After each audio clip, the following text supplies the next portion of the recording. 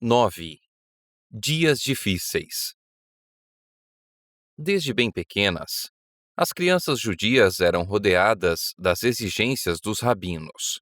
Para cada ato, até para os menores detalhes da vida, eram prescritas regras rígidas. Sob a direção dos mestres das sinagogas, os jovens eram instruídos nos inúmeros regulamentos que, como israelitas ortodoxos, esperava-se que observassem.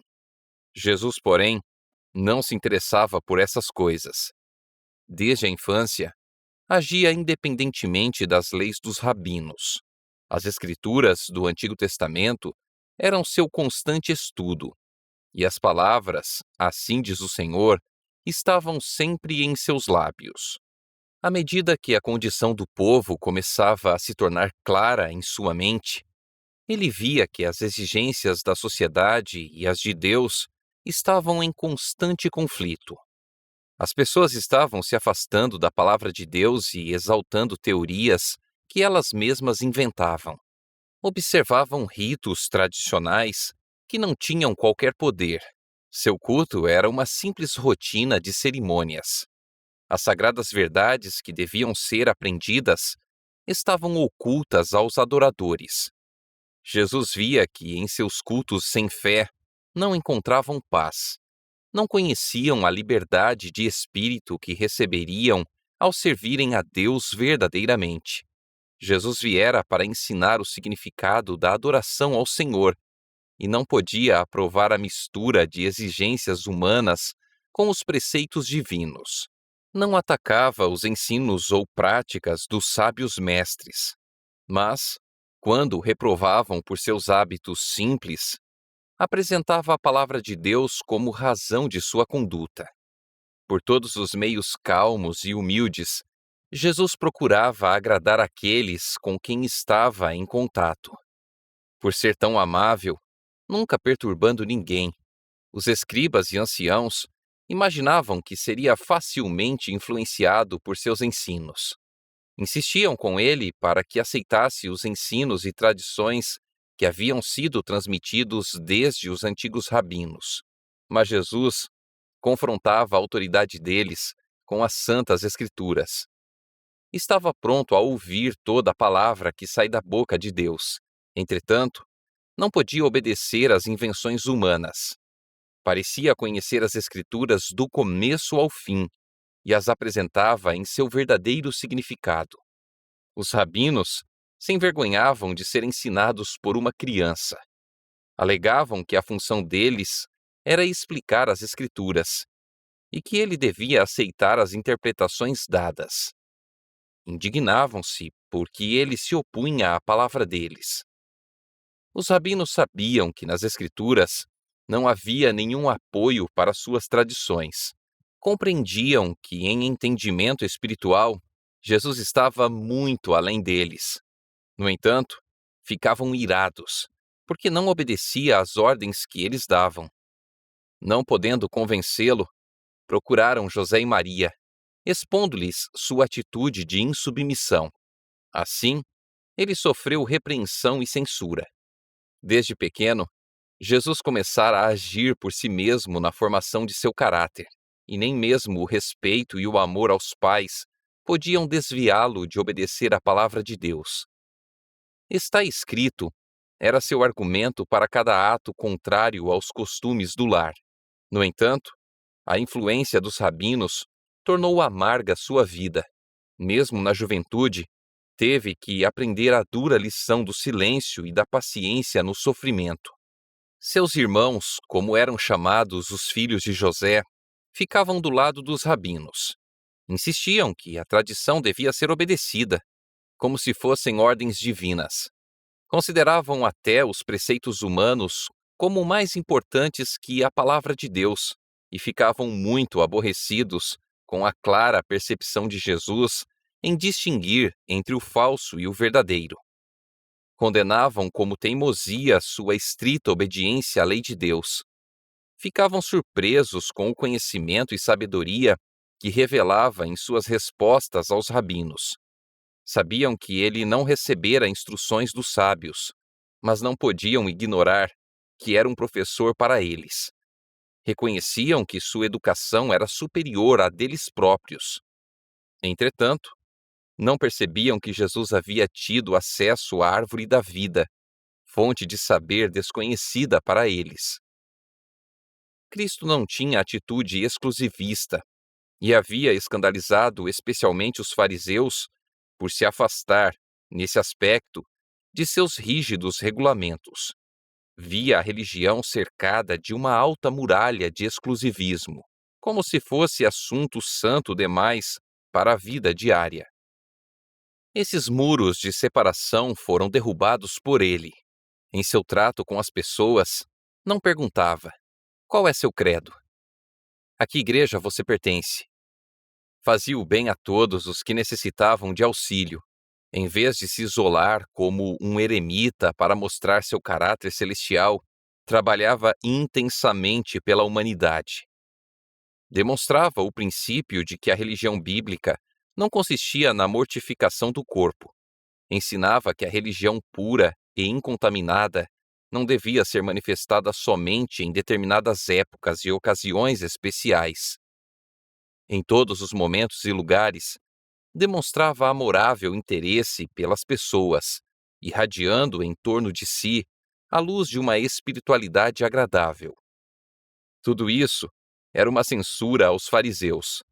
Mostrava que a religião não consiste em egoísmo e que a doentia dedicação deles ao interesse pessoal estava longe de ser verdadeira espiritualidade.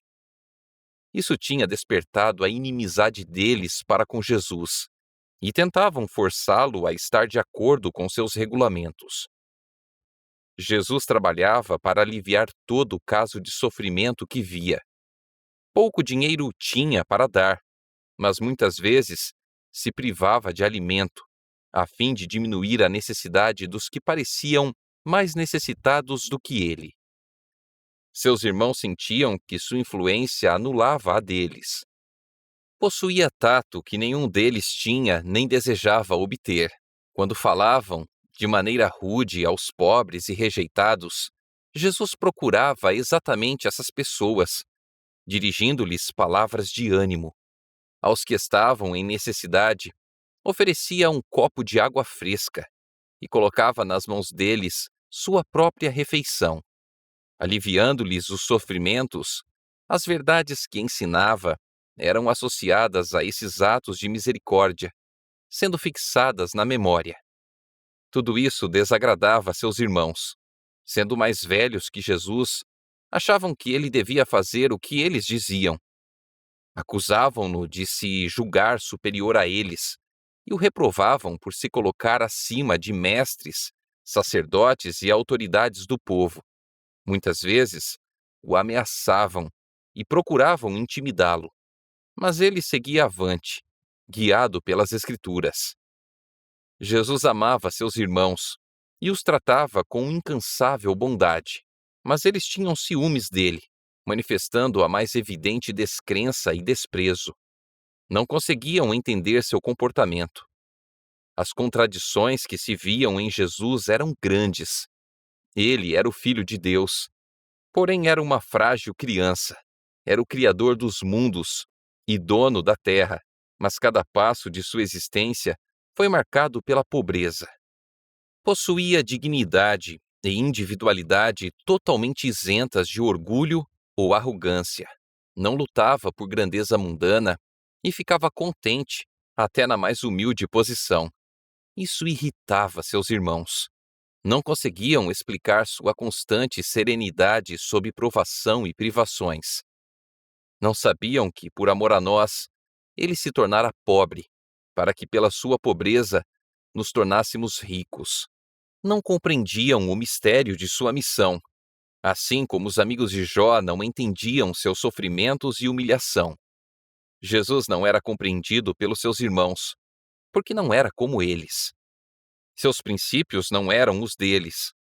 Quando olhava para as pessoas, ele as via afastadas de Deus, sem o poder divino na vida.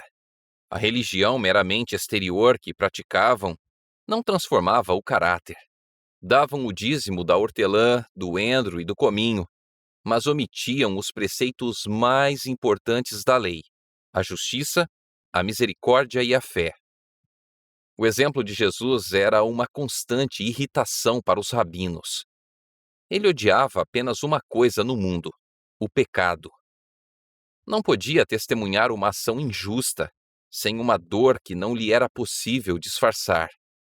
Era nítido o contraste entre os formalistas, cuja aparência de santidade ocultava o amor ao pecado, e um caráter em que o zelo pela glória de Deus constituía a suprema preocupação. Sendo que a vida de Jesus condenava o mal, ele sofria oposição, tanto em casa quanto fora. Sua abnegação e integridade eram comentadas com sarcasmo. Sua paciência e bondade eram consideradas covardia. Entre as amarguras partilhadas pela humanidade, não houve nenhuma que não tenha sido experimentada por Cristo. Não faltou quem procurasse desprezá-lo por causa de seu nascimento, e mesmo na infância, teve que enfrentar olhares de desconfiança e reclamações. Se tivesse respondido com uma palavra ou olhar impaciente, ou cedido aos seus irmãos em um único ato errado que fosse, teria fracassado em ser exemplo perfeito. Se tivesse admitido a possibilidade de haver uma desculpa para o pecado, Satanás triunfaria e o mundo se perderia. Foi por isso que o tentador se esforçou para tornar sua vida a mais difícil possível, a fim de que fosse levado a pecar. No entanto, para cada tentação, Jesus tinha uma única resposta: está escrito. Raramente censurava qualquer mau procedimento de seus irmãos, mas tinha palavras de Deus para lhes dirigir. Era frequentemente acusado de covardia por se recusar a se unir a eles em algum ato proibido. No entanto, sua resposta era: está escrito. O temor do Senhor é a sabedoria, e o apartar-se do mal é o entendimento. Alguns o buscavam, sentindo-se em paz em sua presença. Porém, muitos o evitavam, pois se sentiam reprovados por sua vida sem defeito. Os amigos jovens insistiam para que agisse como eles. Jesus era inteligente e alegre.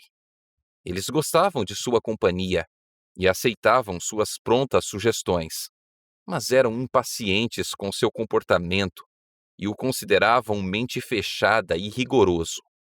Jesus respondia: está escrito. De que maneira poderá o jovem guardar puro o seu caminho? Observando-o segundo a tua palavra, guardo no coração as tuas palavras para não pecar contra ti. Muitas vezes lhe perguntavam: por que procuras ser tão diferente de todos nós? Ele respondia: está escrito. Bem-aventurados os irrepreensíveis no seu caminho, que andam na lei do Senhor. Bem-aventurados os que guardam as suas prescrições e o buscam de todo o coração. Não praticam iniquidade e andam nos seus caminhos. Quando interrogado sobre o motivo por que não participava das diversões pecaminosas dos jovens de Nazaré, dizia: está escrito, mais me regozijo com o caminho dos teus testemunhos do que com todas as riquezas. Meditarei nos teus preceitos e as tuas veredas terei respeito.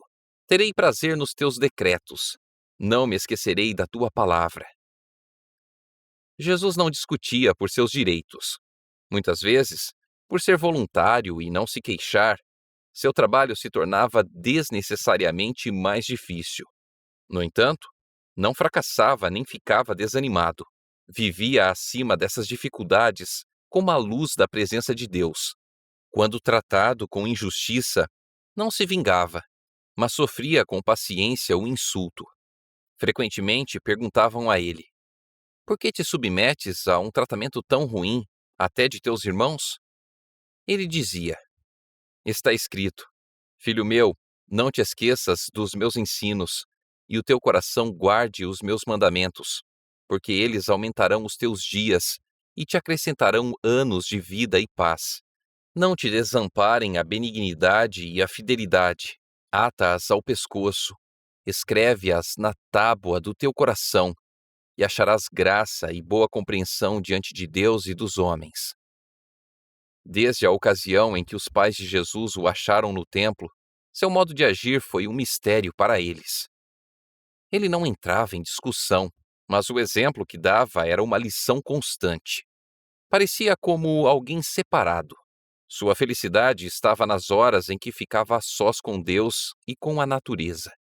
Sempre que tinha esse privilégio, afastava-se do ambiente de seu trabalho e ia ao campo, para meditar nos verdes vales e manter comunhão com Deus na encosta da montanha ou entre as árvores da floresta. O nascer do sol frequentemente o encontrava em algum lugar retirado, meditando, examinando as Escrituras ou em oração. Dessas horas tranquilas, voltava para casa, a fim de retomar seus deveres e dar exemplo de paciente trabalho. A vida de Cristo foi marcada por respeito e amor à sua mãe. Em seu coração, Maria acreditava que a santa criança dela nascida era o Messias prometido havia tanto tempo. Entretanto, não ousava expressar essa fé. Ao longo de sua vida na terra, partilhou dos sofrimentos do filho. Com dor, testemunhava as provações que ele suportava na infância e juventude. Por justificar o que sabia ser correto em seu procedimento, ela própria se colocava em situações difíceis. Maria considerava as relações familiares e a terna dedicação da mãe pelos filhos como elementos fundamentais na formação do caráter. Os filhos e filhas de José sabiam disso e, aproveitando-se da ansiedade dela, procuravam corrigir as atitudes de Jesus segundo a norma deles. Maria argumentava muitas vezes com Jesus e insistia em que se harmonizasse com os costumes dos rabinos. Mas ela não conseguia persuadi-lo a mudar seus hábitos de contemplar as obras de Deus e buscar aliviar os sofrimentos das pessoas, ou mesmo dos animais irracionais. Quando os sacerdotes e mestres solicitavam o auxílio de Maria para exercer controle sobre Jesus, ela ficava bastante perturbada. No entanto, seu coração se tranquilizava quando ele lhe apresentava as declarações das Escrituras em apoio ao seu comportamento. Às vezes, ela hesitava entre Jesus e seus irmãos, que não acreditavam que ele fosse o enviado de Deus. Entretanto, as provas de seu caráter divino eram inúmeras. Ela o via se sacrificar pelo bem dos outros. A presença dele criava em casa uma atmosfera mais pura, e sua vida era como um fermento entre os elementos da sociedade. Puro e incontaminado, andava entre os excluídos, os rudes, os descorteses, entre injustos publicanos, ímpios samaritanos, soldados pagãos, rudes camponeses e a multidão formada por diferentes pessoas.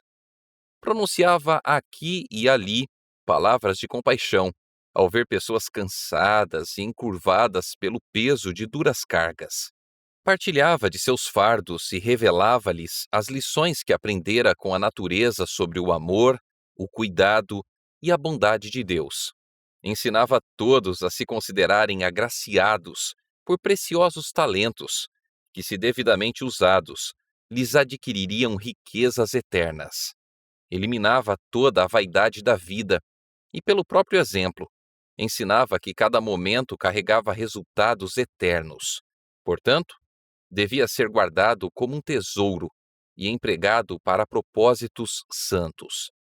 Não considerava ninguém indigno, mas buscava levar a todos o remédio salvador. Em qualquer companhia que estivesse, apresentava uma lição apropriada ao momento e às circunstâncias.